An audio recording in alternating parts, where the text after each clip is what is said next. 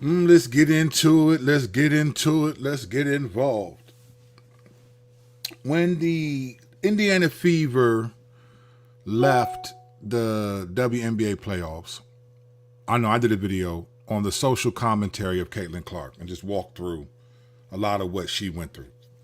And I've seen a lot of channels build their brand on just Indiana Fever and Caitlin Clark.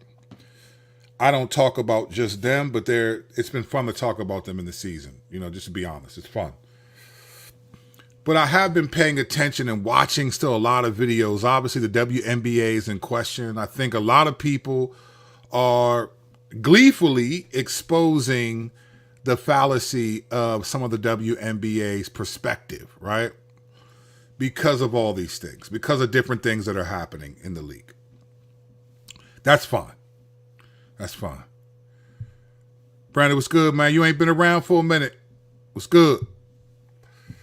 So, I wanted to show one thing. There's one thing that the WNBA did not tell us about. We heard a lot of negative things from them or from players in particular. And since Indiana Fever has been out of the playoffs and Caitlin Clark is now on vacation, she's still the talk of the WNBA in many ways. And most people will show you the stats from the WNBA, look, Caitlin Clark had, 1.8 million viewers and then 2.8, and then the drop off was this and that. And that's true. That's relatively true. That's not relatively, that's actually true. But I think if we're going to really look at the WNBA and we have to look at what were the previous year's ratings, not just this year. I don't know what it is. And I know what it is. It's because we're all trying to get likes and subs, right? We're all trying to get that. We all want our videos to go, and Caitlin Clark is a name that people are going to click on and go viral. So a lot of people are just, I don't even know why some of these people have an interest in making the WNBA look that way, the woke league. Some of these people, I bet, don't even care right now about that. Don't even care about that. It's just we want videos and subscribers. All right, but having said that, let's just be honest. Let's look at the previous year, all right? So here go the stats for the previous year of the WNBA.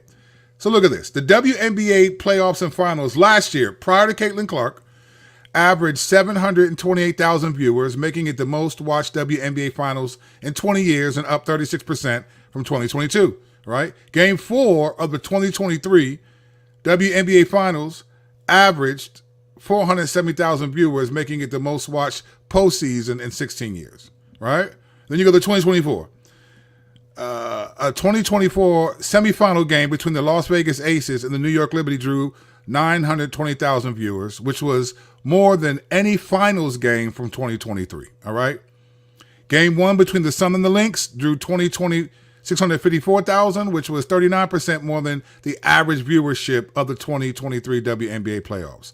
Now, obviously, Caitlin Clark, first playoff game, drew 1.84 million, and the subsequent semifinal game drew 929,000, which was still higher than the. So here's the reality, right? There's two things about Caitlin Clark that we want to highlight here, okay? Here's the two things we want to highlight. Number one, people are still watching the WNBA after Caitlin Clark. So don't believe the lies of everyone. All these people that are it's a woke league and look at the ratings are crashing. If you are in the WNBA playoffs still, or if you played after Caitlin Clark, post Caitlin Clark, right? There's a WNBA, then there's the playoffs, and it's all, but then there's post Caitlin Clark, right? If you're still playing, the viewership is still higher than it was in previous years, right? Even last year's finals, the viewership, the semifinals this year is higher than last year's finals. Now, obviously, we don't know what the finals numbers will be, but if you're in the WNBA, that's still a decent look. Yeah, you're not Caitlin Clark, and you got to be honest, which we'll get to that in a second. You got to be honest. You're not the draw that she is, and that is what it is. But don't listen to all these people trying to beat a man while he's down. Oh, look at the league. They're crashing. They're this. If you're playing, when you play sport, most of these people I bet have never played sports. You don't know what it's like to play, and you're just excited to have any fans in the stadium for real. Now, granted, Caitlin Clark is one of one. She sold out every arena she played, and I get it. But we're going to get to that. There's one thing the WNBA did not tell us, and shame on them for not saying this about Caitlin Clark. Shame on them. But for the people who are making these videos like, oh, I'm anti-woke and the WNBA, man, their viewership is still doing good right now, better than the finals of the previous years. We have no idea what the finals are going to be. But then also, when you're trying to win a championship, while you would love if you had people watching, more viewership, you're trying to win a championship, fam. The number one thing on the players' minds is not how many people are watching right now. It's how do I stop the team in front of me, because we want to win. If there are 10 million people watching and you lose, what good is that, right? These people are just tripping.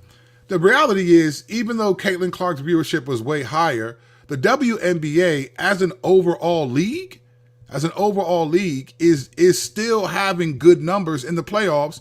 And I think that is due to Caitlin Clark. People watched her play, and then you learned about other players, and you were like, hey, these people are pretty good, so hats off to her. But that's not the point I wanted to make today. There's one thing that the WNBA did not tell us about Caitlin Clark that I think is wrong. I think is wrong. And we're going to talk about it. So I want to watch this brief video. Listen to this. This would not have come out unless these people said it. All the hate that Caitlin Clark has got from the players. Now, not the fake fans and all that. I'm talking about the actual players that people hated, Alyssa Thomas and them, the person who presumably was the one vote for Angel Reese that stopped Caitlin Clark from being the 5th unanimous rookie of the year. Like all 66 out of 67 votes. They're saying it's this girl, Alyssa Thomas. Let me tell you, I'm going to get ready to show you a video to say why Alyssa Thomas and Alyssa Smith, all these people, they do not understand life and reality. When you watch this video. Listen, I'm not going to say nothing else. Watch this video. Listen to what is said right here. All right. Listen to what they said. And then no one told us this, but this woman. Listen to what it said. Team in Atlanta has their own facility arena, and they use their NBA arena when we came to town because they could sell it out. And since it's off the record, here's all you need to know about Caitlin Clark. When we would go to away games, they always sold out. Unbelievable. So Atlanta would normally have 3,000, 4,000 people. Now they have 17,000 people, and they sold 1,000 standing room only tickets. So when we walked into the arena, people were on that third balcony looking down at the tops of our players' heads to watch. It's really hard to take in. After a few away games and all of the sellouts, Caitlin asked the WNBA if they would pay spot bonuses to the away team players. She said, wow, we're making all this new revenue, and I would like the away team to benefit from that. Could they get a spot bonus? So that's the heart of Caitlin Clark. I mean, that's a classy, amazing person. So, but it's absolutely. The answer was no, by the way, because it's a collective bargaining agreement.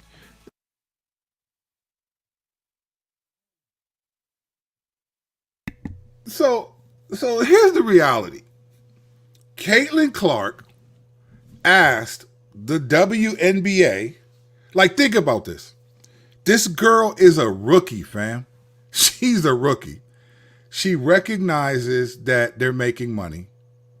And she asked the WNBA to give spot bonuses to the teams when they play against them because they're bringing in so much more revenue. Now, of course, the WNBA said no. So what people are mad at, the players that are mad at Caitlin Clark for what she should be going after the new collective bargaining agreement, because she single-handedly asked, can they get paid more money? Caitlin Clark has endorsement deals. She doesn't need the WNBA money, but she recognizes that other people do. Think about that for a second. She's a rookie asking the WNBA to give these players more money. And these players are angry at her and all this stuff as if she's boasting about all the things that are happening. It is phenomenal. Phenomenal. I'm so glad this video came out. And I hope that this video, the players who didn't know this in the WNBA, I hope they figure this out. I hope they hear this. Because, like, she didn't have to do that. And even though they said no, guess what, though?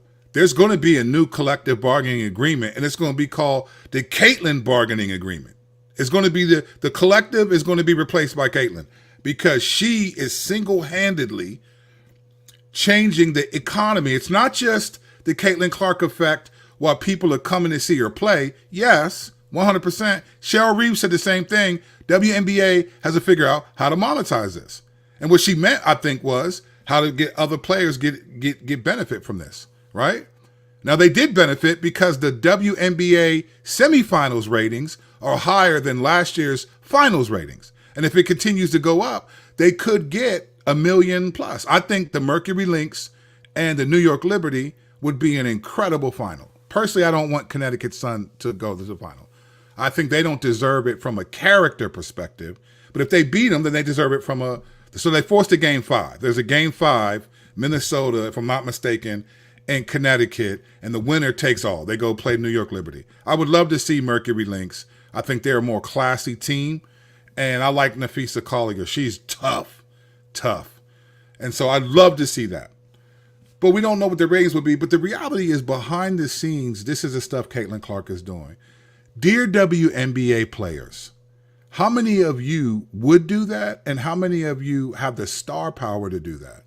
Do you realize that your next collective bargaining, Caitlin bargaining effect agreement is going to have higher revenue for you? When Stephen A. Smith said, a high tide rises all boats, or whatever, however, it's 100% true. And I just think it's not about being woke.